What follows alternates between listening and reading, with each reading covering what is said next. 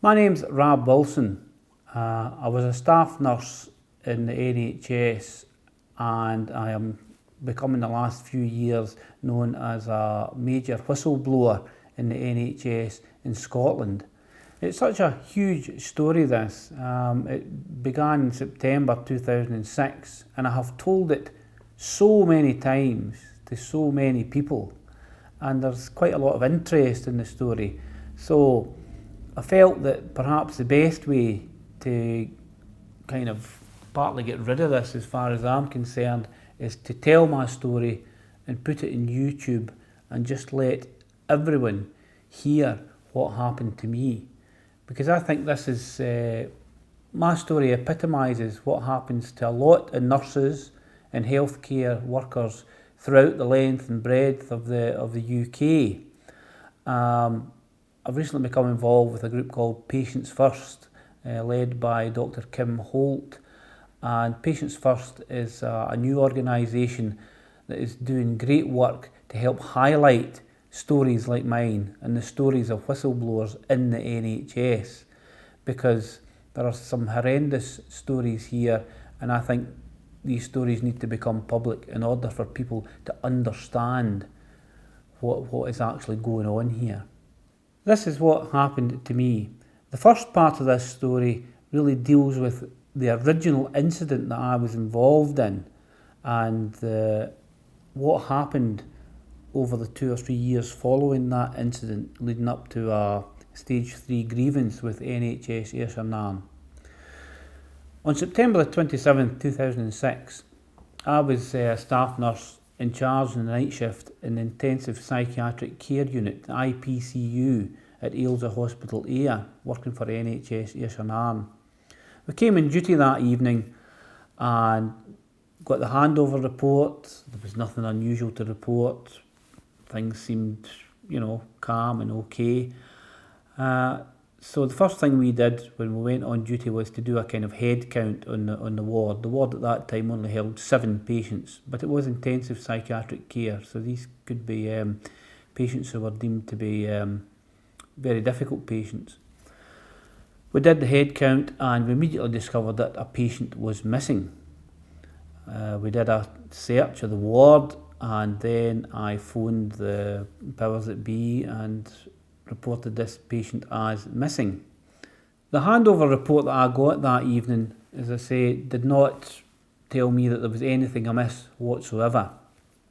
But it transpired that this restricted patient had been let out for 15 minutes ground parole and had not returned from that, and there had been no note taken of when he went out or when he came back in, and this was an utter disaster basically. The police were involved, government were involved, I was a nurse in charge. I spent that whole evening dealing with this matter and recording it all. The next thing that happened, a few days later, I heard that there was to be a critical incident review into this matter. Now, critical incident reviews are held when there has been a really, really serious incident, like a death of a patient, unexplained death, sudden death, suicide, violent incident, a major incident. This was deemed to be a major incident. So I wrote to my patient services manager, Mrs. Gail Ramsey, to ask if I could be given a copy of this report, and I was assuming I would be involved in this review, as after all I was the nurse in charge who dealt with it and I was the main witness. I didn't receive a reply to that letter. So I wrote again. By this time, this was in November 2006. New Year, Christmas came and went, and February 2007, I wrote again to Mrs. Ramsey for a copy of the report, and again received no reply, and I had not been asked to take part in the review. Eventually I got a reply from Mrs. Ramsey on the 21st of February 2007, but she made no mention whatsoever about the critical incident report, which was the main thing that I was writing to her about. So I wrote other letters and emails, and I got in touch with senior managers to say that I was not happy about this, to put it lightly. The outcome of that was that I had a meeting with Mrs. Fiona McQueen, who was the Executive Nursing Director, and they told me that they'd spoken to Dr. Bob Masterton, who was the Executive Medical Director at that time, and it was confirmed that staff involved in the clinical area covered by this critical incident report would receive a copy of the report, and that Dr. Masterton would ensure that this report was made available. We'll go on to July the 3rd, 2007. An email from myself to Mrs. McQueen and Dr. Masterton to tell them that I had still not received a copy of the report, and asking, when would I be given this? And that same day, a response from Dr. Masterton informed me that the report had been completed the previous year and had been shared within my service. Well, I don't know who it had been shared with.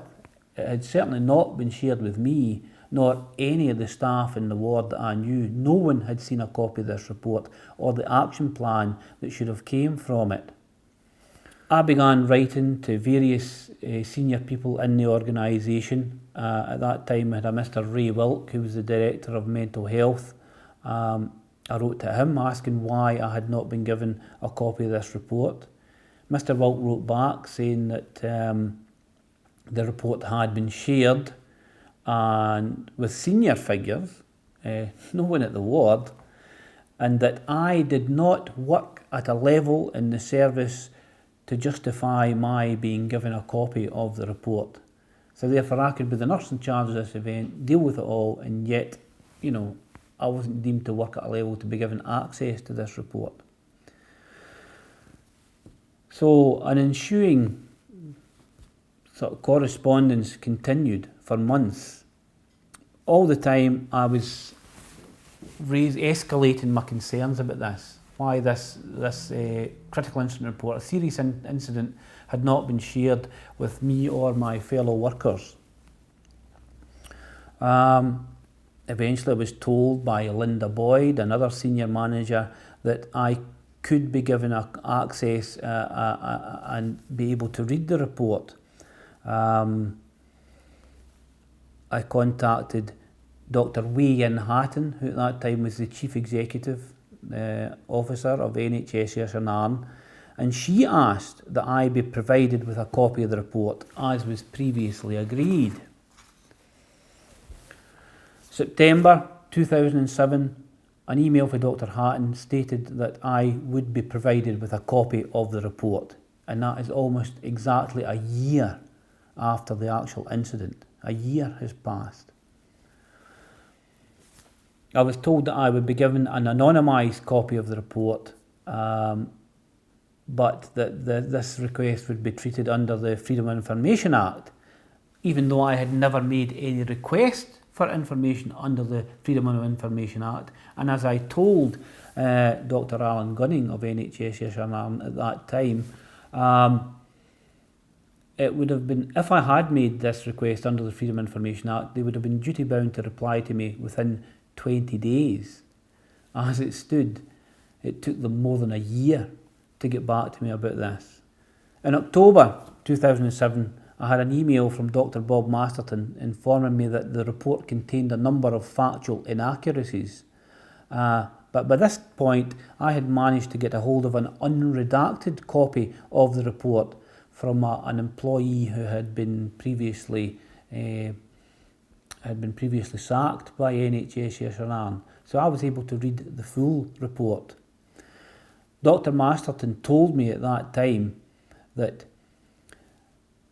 anything to do with the critical incident reports was his area of executive responsibility.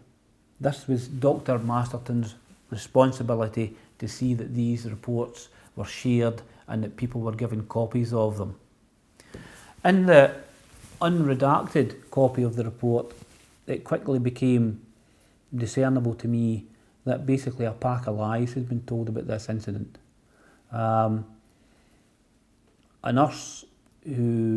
good nurse that I worked with, had basically been framed for this incident, and the blame had been placed on her by other nurses who, as far as I was concerned, were the real guilty parties of why this incident was not managed correctly. I was very, very angry about this, and I made this known at the time in the ward. At that time, I was due to leave NHS Ayrshire for a while because I'd been given a writing fellowship. I'm a well-published poet in Scotland, and I had been awarded the Robert Burns Writing Fellowship, so I'd arranged to get a sabbatical to go and leave to pursue this. But a few days prior to me taking up this post, I was due to work 2 final night shifts. I always worked night shift in IPCU. And a couple of nights before I was due to go on the sabbatical, I received a phone call from a manager, Mr. Paul Gillies, to inform me that I was to come to a meeting with himself and a Mr. David Davison, the HR manager, prior to my shift that following evening. And I couldn't understand why this should be. But he told me that I should bring union representation. So I arranged with my union rep, Mr. Gordon Mackay, to come along with me to that meeting.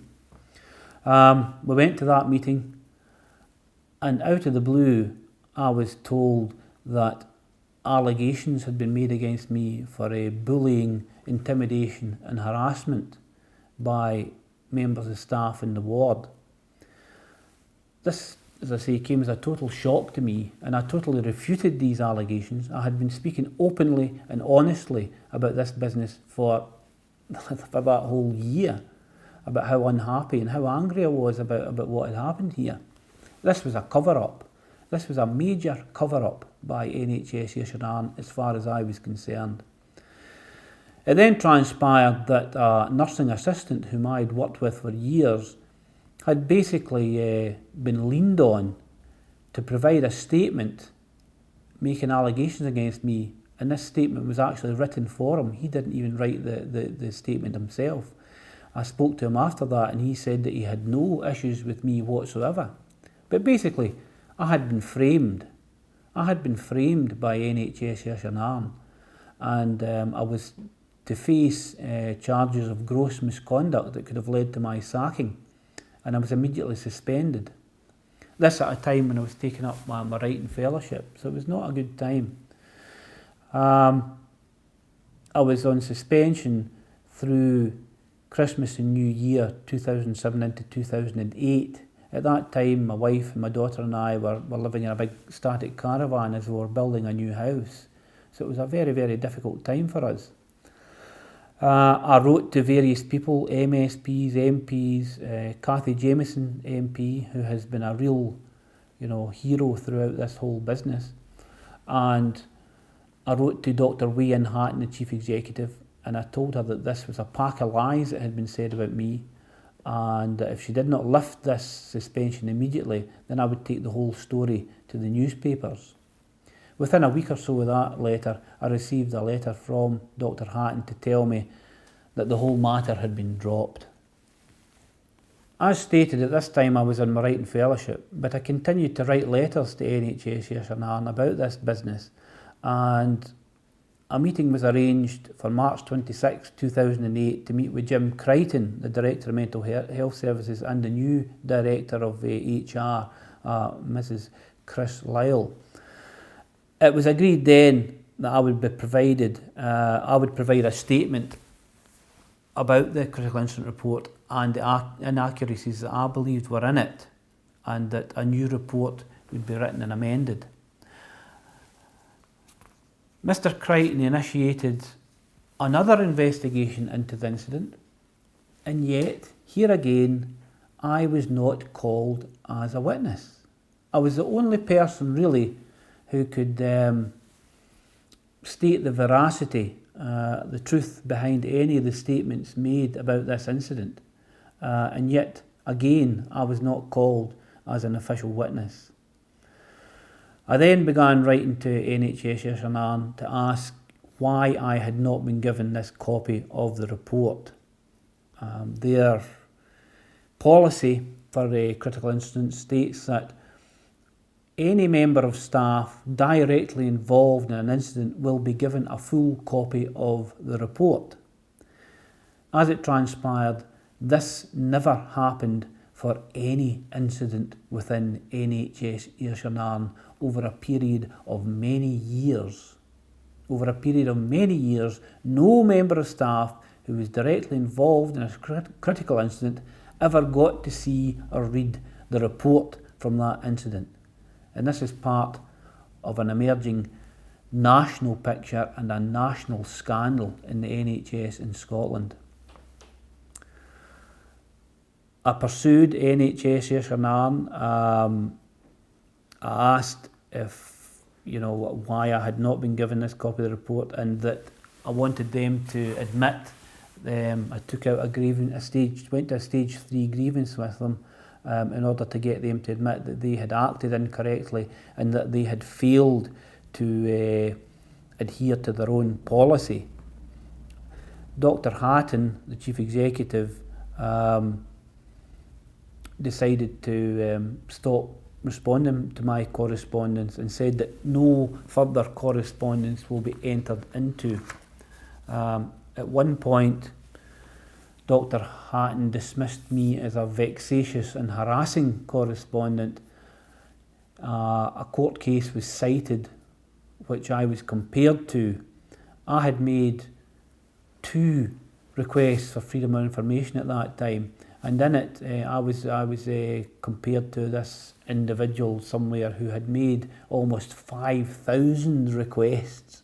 5,000 requests for freedom of information. So that was what I was compared to for making 2 freedom of information requests. Dr. Hatton rejected my appeal. In November 2009, I submitted an appeal to the Freedom of Information Commissioner, Kevin Dunnian. He wrote back to me stating that NHS Ayrshire was now prepared to provide me with a redacted copy of the addendum to the original amended report. Eventually that was provided, but I took them to the stage 3 grievance, and a rabbit was basically pulled from the hat, and a new policy was shown that had never been seen by any of us before, and they said that this was the policy that was in place at the time of my incident, so therefore, NHS Ayrshire had no real case to answer. This was an absolutely insane decision by NHS Ayrshire, but Professor Bill Steveley, the chair of the board, that was his decision, and my grievance was not upheld. But this was by no means the end of this story, because after that I decided to try and find out if this was what they were doing, if these were the mountains they were moving in order to prevent me getting access to one report, what was happening with all these other reports. And I made it my business from that day on to pursue NHS Ayrshire to find out exactly what had happened with the management of all the other critical incident reports in the 5-year period from January 2005 to January 2010. And that'll be the next part of my story.